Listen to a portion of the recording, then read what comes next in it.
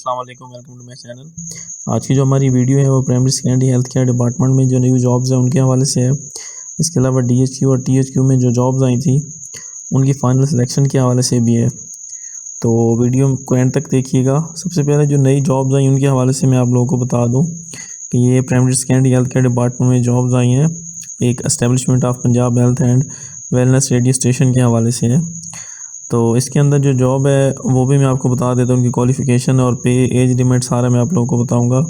सबसे पहले project director की जॉब है। इसकी नंबर ऑफ़ वैकेंसी 1 है। इसके लिए मास्टर डिग्री चाहिए बिज़नेस एडमिनिस्ट्रेशन में या कंप्यूटर साइंस में, और इसके साथ साथ आपका 8 साल का एक्सपीरियंस भी होना चाहिए। इन केस अगर आपको वो नहीं है तो फिर एमएस होना चाहिए प्रोजेक्ट मैनेजमेंट में। उसके लिए आपको इसके साथ 6 साल का एक्सपीरियंस रिक्वायर्ड है। एज लिमिट इसके अंदर 25 से लेकर 45 साल तक है। उसकी जो सैलरी है वो 3 लाख है। मैनेजर ऑपरेशन है, उसके लिए भी सेम रिक्वायरमेंट है। उसकी जो सैलरी है वो 2,75,000 है। इसके अलावा मैनेजर न्यूज़ एंड प्रोग्राम्स है, उसकी भी ऑलमोस्ट थोड़ा उसके अंदर चेंज है। उस मास कम्युनिकेशन के अंदर उन्होंने मास्टर डिग्री रिक्वायर की है और इसकी जो पे है वो 2.5 लाख रुपए तक है। इसके अलावा manager media marketing programme producer और जो मोस्टली जॉब्स हैं ये इनकी एक नंबर ऑफ वैकेंसी है। कंटेंट राइटर है। इसके अलावा न्यूज़ एंड प्रोग्राम एंकर है, ग्राफिक डिज़ाइनर है। तो इसके लिए आप स्क्रीन पे शो हो रहा होगा। कुछ के अंदर जो बिज़नेस एडमिनिस्ट्रेशन चाहिए जो मोस्टली है, उनके अंदर जो है मास कम्युनिकेशन चाहिए।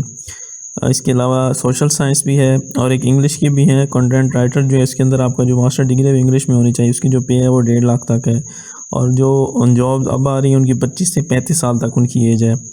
इसके अलावा मैस कम्युनिकेशन की ये फ़ाइन आर्ट्स से हवाले से अगर आपका है या आपका मास्टर इसके अलावा इंग्लिश में है, एमबीए है आपका, तो इस हवाले से भी आप के लिए इसमें जॉब्स मौजूद हैं। ये काफ़ी सारी जॉब्स हैं, तो ये आपकी स्क्रीन पे शो हो रही होंगी। मैं एक एक बताऊंगा तो ये वीडियो लंबी हो जाएगी।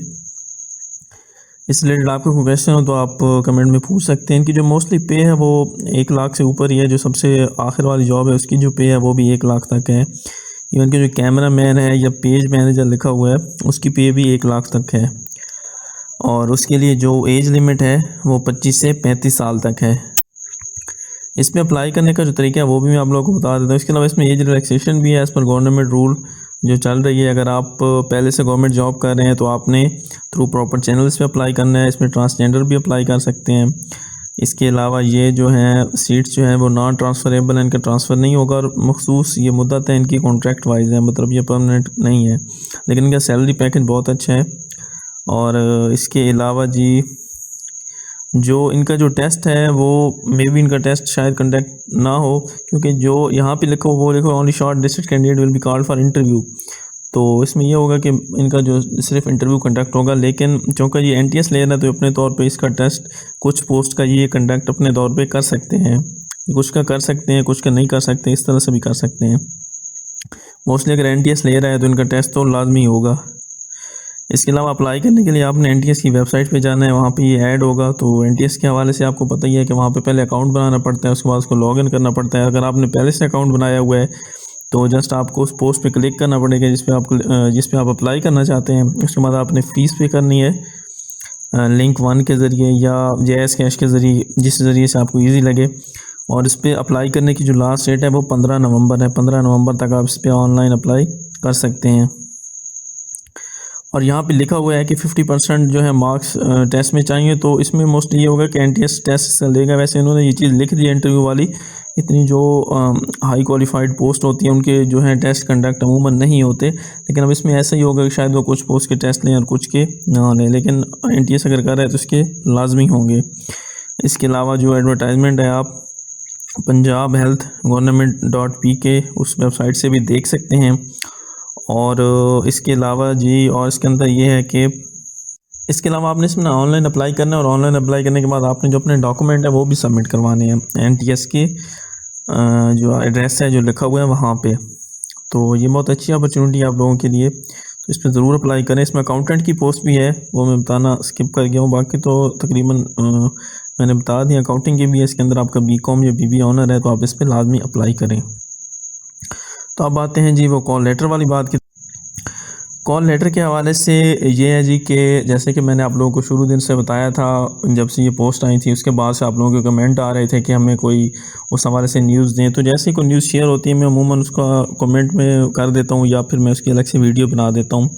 तो जो मैंने लास्ट अपनी इन्फॉर्मेशन शेयर की थी, मैंने कहा था 2 से 3 हफ्तों के बाद जो है आपको कॉल जो है मौसूल होना शुरू हो जाएगी फ़ाइनल सिलेक्शन के हवाले से।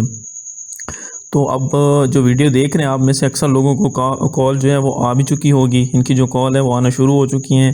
तकरीबन आज के दिन से ही इनको जो अभी तक इन्फॉर्मेशन आई उसके अकॉर्डिंग एफबीओ को एडमिन की पोस्ट के लिए, इसके अलावा एचआर की पोस्ट के लिए और इसके अलावा बायोमेडिकल इंजीनियर के लिए जो है वो कॉल्स आना स्टार्ट हो गई हैं।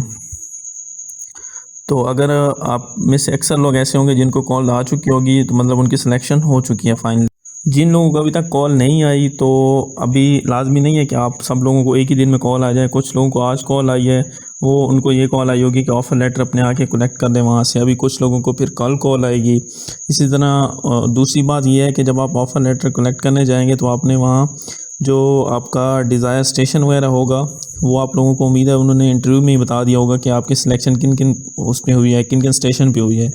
तो ये जब आप ऑफ़र लेटर कलेक्ट करने जाएंगे तो मज़ीद भी वो आपको कर देंगे कि आपकी जो सिलेक्शन हुई है, अब सॉरी अपॉइंटमेंट हुई है, वो इस स्टेशन पे हुई है, इस हॉस्पिटल में हुई है।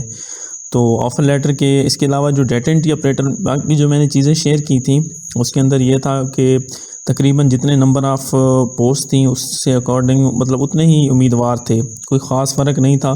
तो उम्मीद यही की जा रही है कि जितने भी उम्मीदवार थे उन सब की सिलेक्शन हो जाएगी। लेकिन ये बात लाजमी नहीं है, ये डिपेंड करता है आपके इंटरव्यू के ऊपर। अगर हो सकता है कुछ उम्मीदवार ऐसे भी होंगे जिनके इंटरव्यू अच्छे नहीं हुए होंगे, तो लाजमी नहीं है कि अगर उनको जो है नंबर ऑफ़ सीट्स उनकी फ़र्ज़ करें कि 50 हैं और इंटरव्यू पे 40 बंदा आ रहा है तो वो 40 बंदा वो मतलब गेन कर लेगा, सीट्स ले जाएगा। इस तरह नहीं होता। अगर आप लोगों के इंटरव्यू अच्छे नहीं हुए तो मे बी आप लोगों को वो कॉल ना आए और आपकी सिलेक्शन ना हो। अभी जो कॉल आ रही हैं उसके लिए ये है कि पीटीसीएल नंबर से नहीं आ रही, अभी किसी जोंग के नंबर से कॉल आ रही हैं जिनको अभी कॉल मौसूल हुई हैं। तो उम्मीद करता हूँ कि आप सब लोगों को भी जिन जिन ने अप्लाई किया होगा, इंटरव्यू दिया होगा, आप सब लोगों को भी कॉल आ जाएगी। इसके अलावा जिनको कॉल आ गई है उनको बहुत बहुत मुबारकबाद। मज़ीद इस हवाले से जैसे ही कोई इन्फॉर्मेशन शेयर होगी कि इसकी नंबर ऑफ़ सीट्स कितनी रह गई हैं या दोबारा एडवर्टाइज्ड होंगी, इस हवाले से जो भी इन्फॉर्मेशन मिलेगी तो इंशाल्लाह आप लोगों से शेयर की जाएगी। वीडियो अच्छी लगी हो तो उसको लाइक कीजिएगा, चैनल को सब्सक्राइब कीजिएगा। थैंक यू, अल्लाह हाफिज़।